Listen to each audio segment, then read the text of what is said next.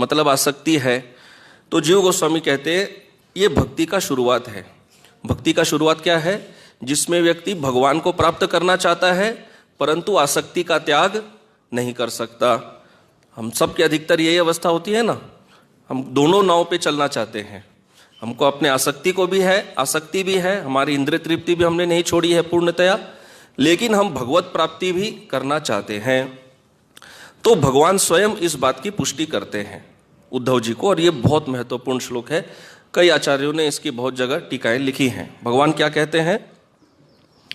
जात श्रद्धो मत कथासु निर्विण्णः सर्व कर्मसु वेद दुखात्मकान कामान परित्यागे प्यनीश्वरः। अब आगे महत्वपूर्ण बात कहते हैं। यह है 11वां स्कंद 20वां अध्याय श्लोक 27-28। ततो भजेत माम प्रीतः श्रद्धालुर दृढ़ निश्चयः जुषमाणश्च तान कामान दुखोदारकांश गर्हयन्। तो भगवान यहाँ क्या कह रहे हैं? कह रहे हैं इस भक्त की अवस्था बता रहे हैं। ये कौन है? ये भक्त जो भक्ति में दृढ़ है परंतु इंद्र तृप्ति को नहीं त्याग पा रहा है। तो कहते हैं मेरे यश की कथाओं में श्रद्धा उत्पन्न करके, सबसे पहला तो है कि इस व्यक्ति के हृदय में श्रद्धा होती है। कैसे श्रद्धा उत्पन्न होती है? भक्त संग में कथा सुनकर, सारे भौतिक कार्यों से ऊब कर मतलब हृदय में समझ गया है कि ये भौतिक कार्य केवल दुख देते हैं पर छोड़ा नहीं है, और यह जानते हुए कि सभी प्रकार की इंद्रिय तृप्ति दुखदायी है। सब प्रकार की, ऐसा नहीं कि कोई थोड़ी इंद्रिय तृप्ति ऐसी होती है जो सुखदायी होती है, कोई एक्सेप्शन नहीं। सारी इंद्रिय तृप्ति सुख दुखदायी है, किंतु इंद्रिय भोग त्याग पाने में असमर्थ है। हम सबका ऐसा होता है ना, हम जानते हैं कि ये इंद्रिय तृप्ति की क्रिया दुख देने वाली है पर हम छोड़ नहीं पाते हैं।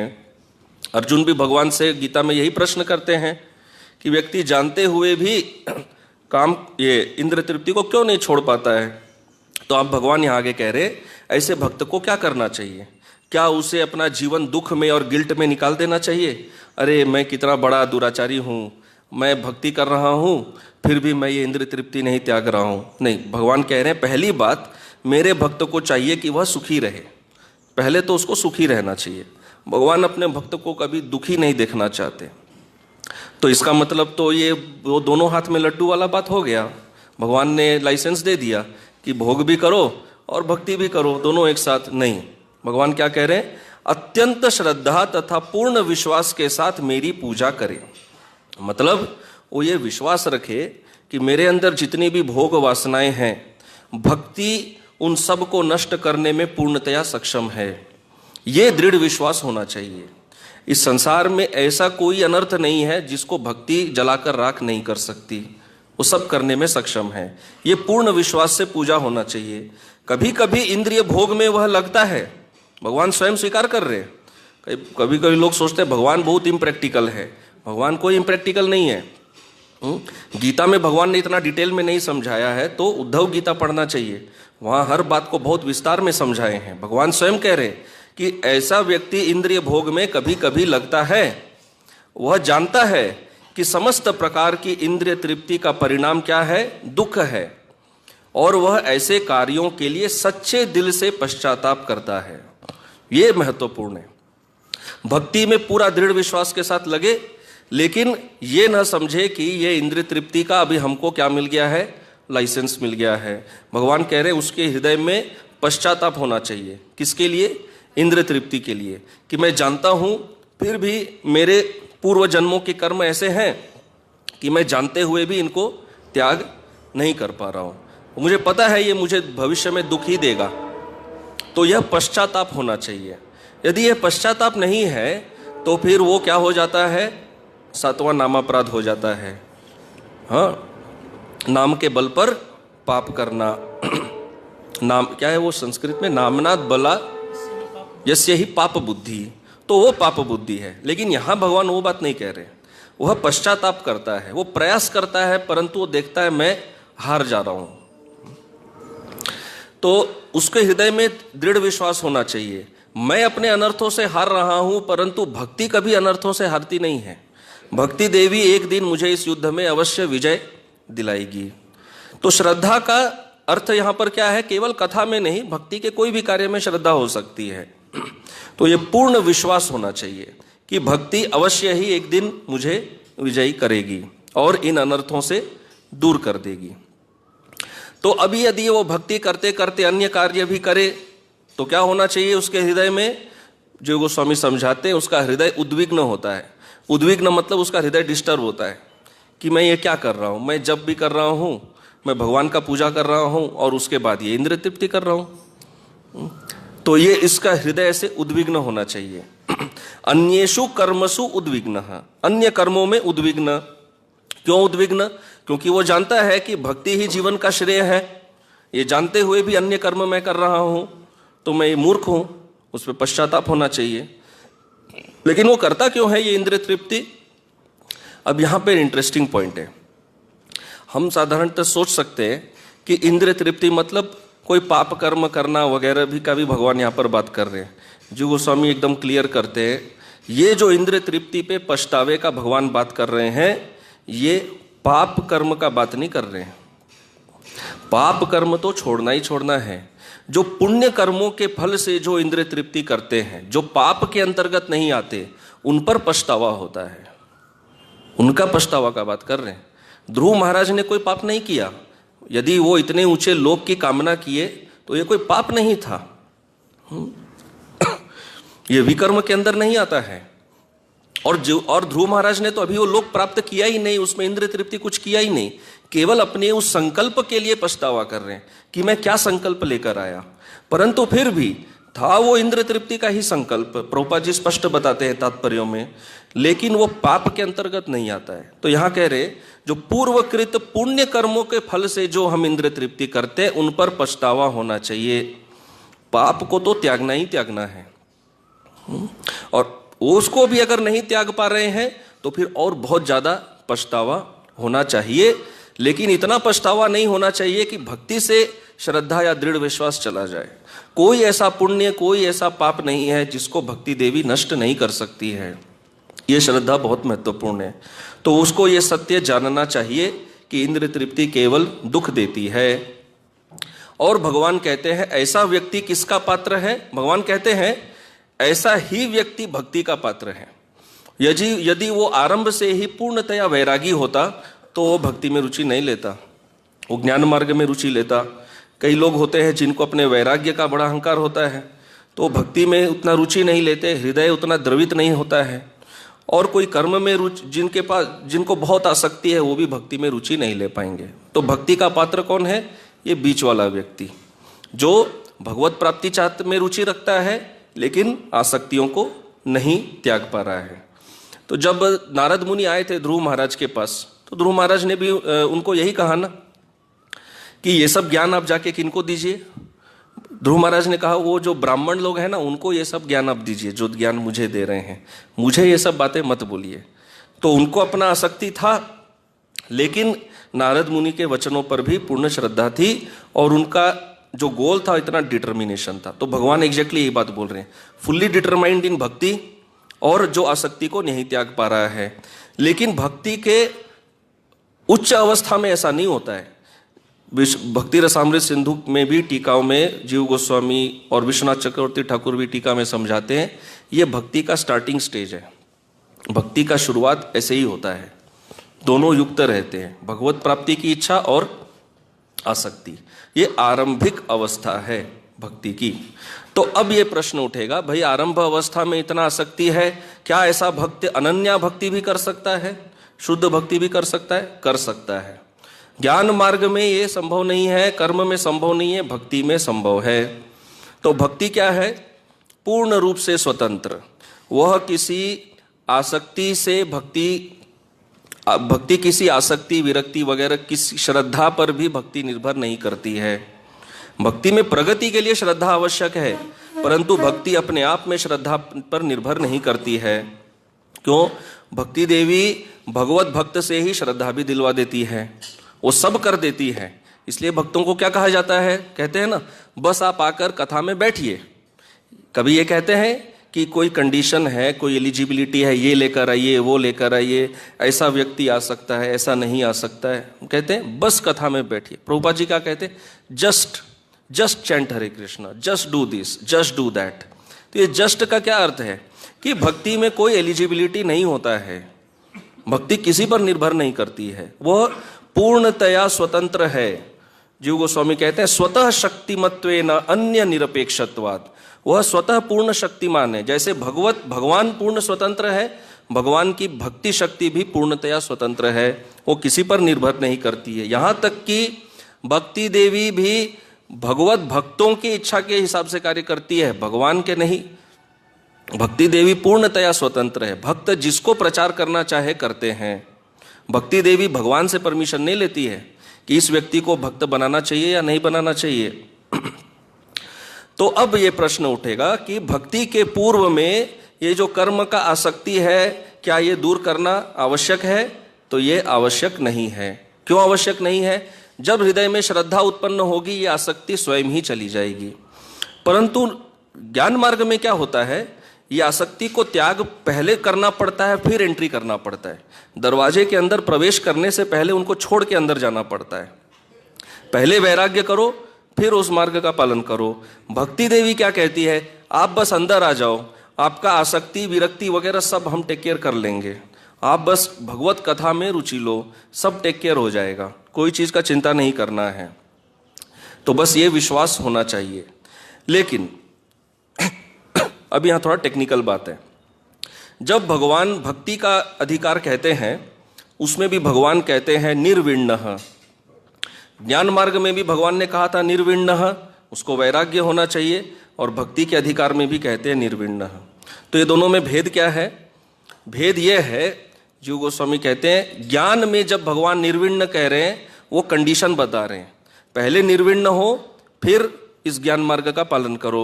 भक्ति में जब भगवान निर्विण्ण कह रहे हैं वो कहते हैं आप कथा सुनो, भक्ति देवी आपको निर्विण्ण बनाएगी, वो आपका सब कर देगी, कोई चिंता करने की आवश्यकता नहीं है। तो ये दोनों में भेद होता है। तो ऐसा जो भक्त है जो बीच रास्ते पे चल रहा है, जिसने स्टार्ट किया है, जो भक्त भी बनना चाहता है लेकिन इंद्र तृप्ति भी त्याग नहीं कर रहा है, तो ये श्लोक में भगवान श्री कृष्ण ने उसके लिए 3 बातें महत्वपूर्ण कही। क्या? ततो भजेत माम प्रीतः श्रद्धालुर दृढ़ निश्चयः। 3 चीज उसके हृदय में होना चाहिए, तब वो ये बीच वाला मार्ग पालन करेगा। कौन से 3? पहले कहते हैं श्रद्धालु।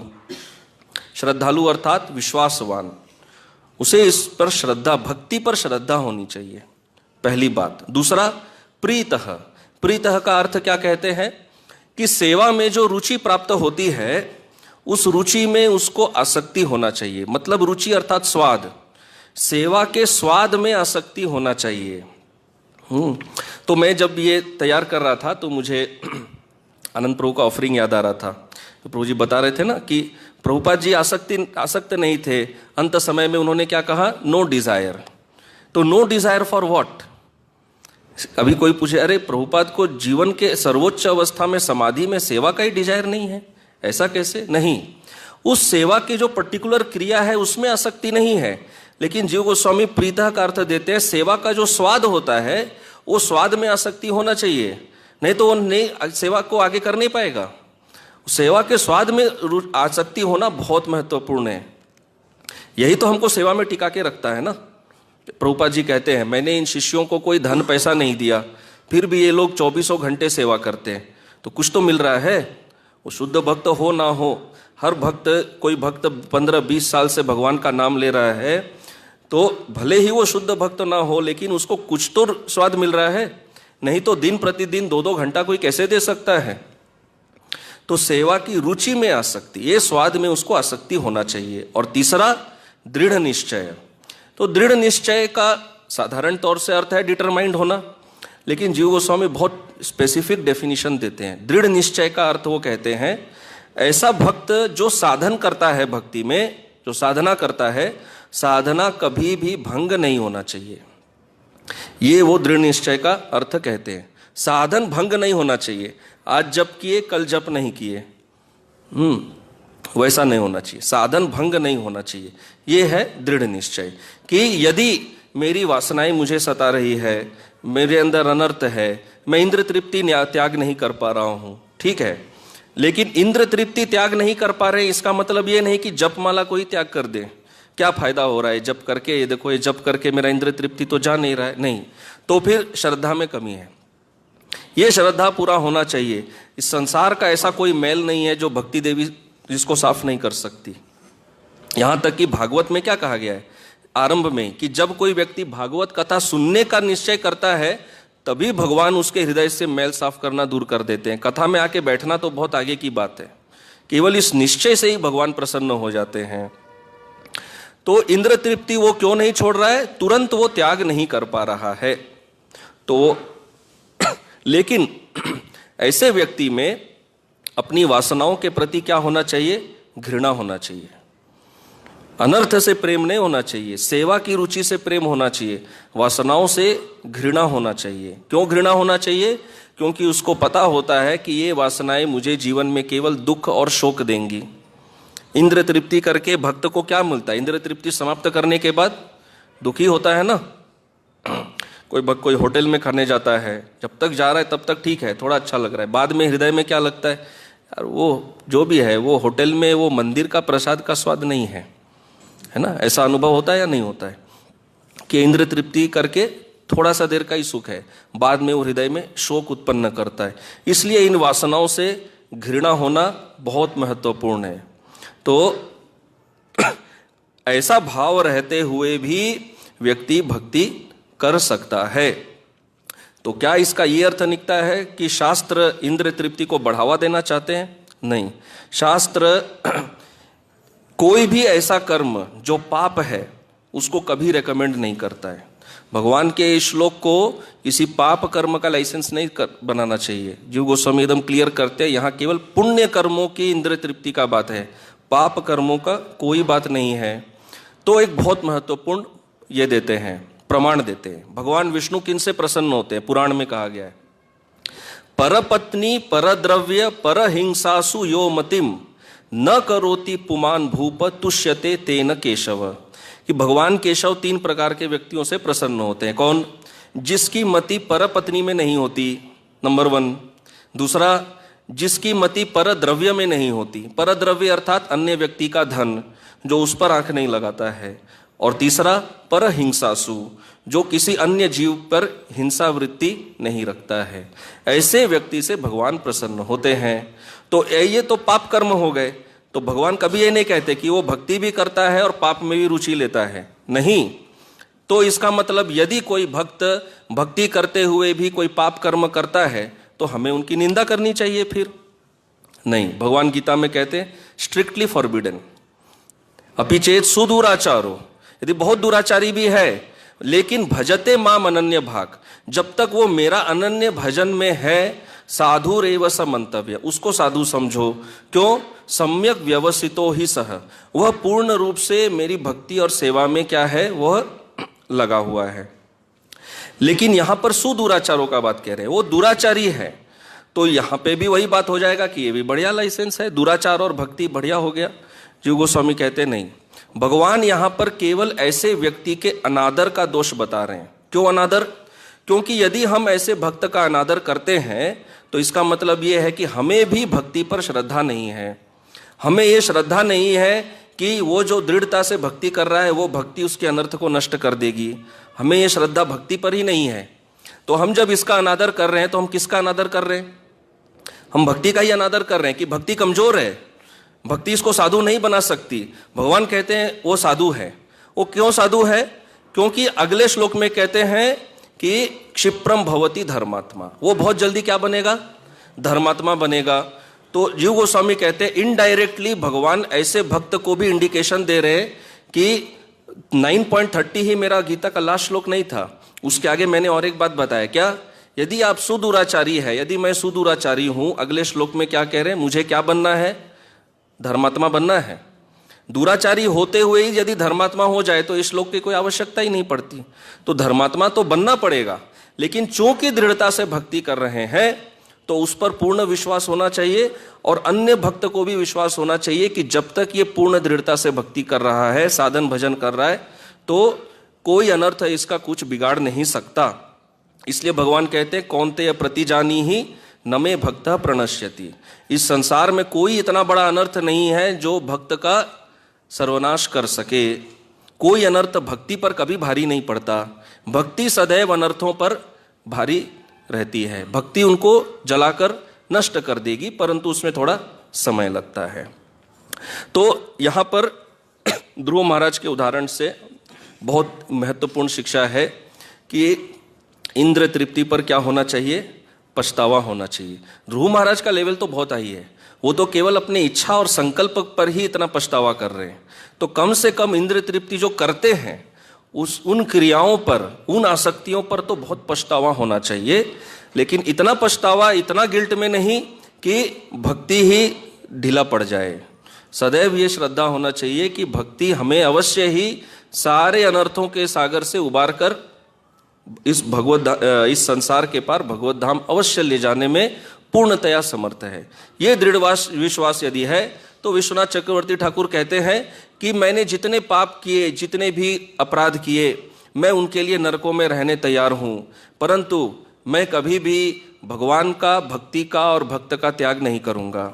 चाहे मैं कितना ही कमज़ोर हूँ, लेकिन मैं इनको कभी नहीं छोड़ूंगा। प्रभुपाद जी इसलिए कहते हैं कि मैंने ये जो नौका दिया है, ये इस्कॉन संस्था का नौका, या कोई भी प्रामाणिक वैष्णव संप्रदाय में जो भी संस्था हो, जो भी पद्धति हो, एक बार जब उसमें बैठे, प्रभुपाद क्या कहते हैं, now don't get out of it. ये नौका अवश्य पार ले जाएगी, बीच में ऊपर नीचे होता रहेगा, क्योंकि संसार के जो वेग है वो इसको ऊपर नीचे करते हैं, परंतु ये नौका इतना सक्षम है, कोई इससे खुद गिरना चाहे तो अलग बात है, लेकिन ये नौका कभी इतना नहीं पलटेगा कि किसी को गिरा देगा, ये संभव नहीं है। जो नौका में बैठा, यदि वो बैठा रहे तो अवश्य ही पार जाएगा। जैसे ध्रुव महाराज यहाँ पर दिखा रहे हैं, इतना बड़ा लोक का इच्छा लेकर आए थे, लेकिन स्टार्टिंग भक्त 6 महीना में भगवत प्राप्ति किया। संस्था में कोई भक्त यदि आए और बोले 6 महीना में मुझे भगवान का दर्शन हुआ, हम उसको क्या बोलेंगे, क्या सहजिया बात कर रहा है, कुछ भी बोलेंगे। हाँ, लेकिन यहाँ पर प्रमाण है 6 महीने में होता है। हम लोग कभी कभी कहते हैं ये 15 साल का भक्त है, ये 20 साल का भक्त है। भक्ति में ये 15-20 मैथमेटिक्स नहीं चलता, भक्ति केवल श्रद्धा पर निर्भर करती है। यहाँ श्रद्धा जितना ज़्यादा है, आउटपुट उतना फास्ट होता है। तो यहाँ पर विराम देते हैं। सभी भक्तों का बहुत बहुत धन्यवाद। श्रील प्रभुपाद की जय, ग्रंथराज श्रीमद् भागवतम की जय, गौर प्रेमानंदे, हरि हरि बोल।